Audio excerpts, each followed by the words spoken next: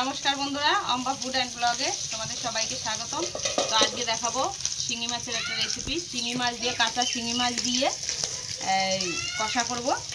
তো এই দেখো, এখানে নিয়ে নিয়েছি পেঁয়াজ কুচি, পেঁয়াজ বাটা, এখানে আদা, লঙ্কা, ধনিয়া, জিরে, রসুন।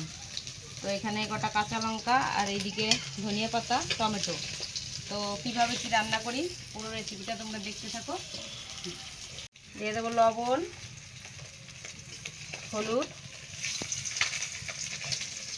কাঁচা তেল, সরষের তেল, তারপরে একে একে সব মশলাগুলো দিয়ে দেবো।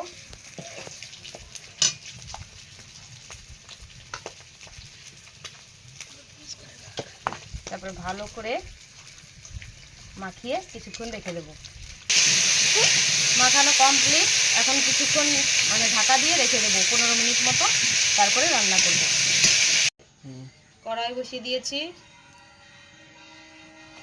এখন তেল দিয়ে দিলাম। দেখো খুব গরম হয়ে গেছে, উনুনে রান্না করছি।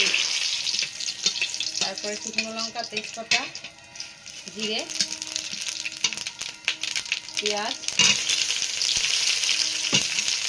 পেঁয়াজটা একটু ভাজা ভাজা করে নেব।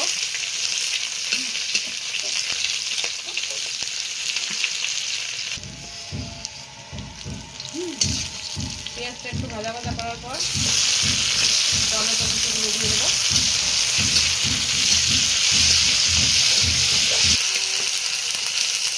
টমেটো দেওয়ার পর একটু ভাজা ভাজা করে মাছগুলো দিয়ে দেবো। মাখানো মাছগুলো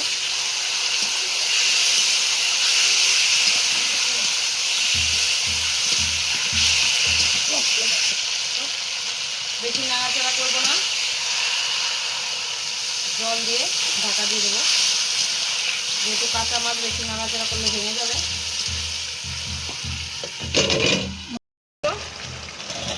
তারপরে হালকা করে নাড়াচাড়া করে দেবো, নাড়াচাড়া করবো হালকা করে।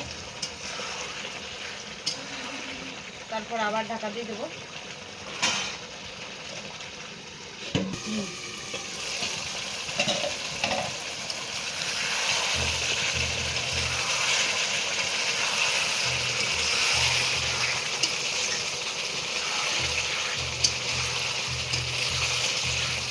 আস্তে আস্তে করে নাড়াচাড়া করবো যাতে মাছগুলো না ভাঙে।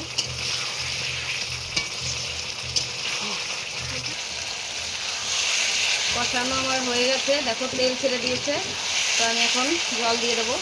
যেহেতু শিঙি মাছের কষা করব, ওই জন্য বেশি জল দেব না।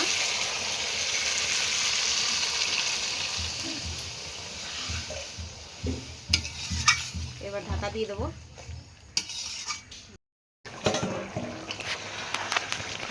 কিছুক্ষণ জাল হওয়ার পর আমার হয়ে গেছে। তো নামানোর আগে ধনেপাতা আর কাঁচা লঙ্কা চিরা দিয়ে একটু নাড়াচাড়া করে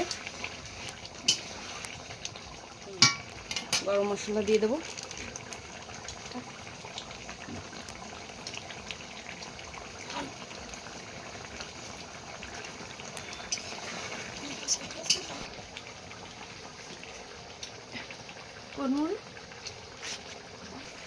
রান্না আমার একদম কমপ্লিট, এখন নামিয়ে নেব। লাইটের জন্য ভিডিও ভালো হচ্ছে না,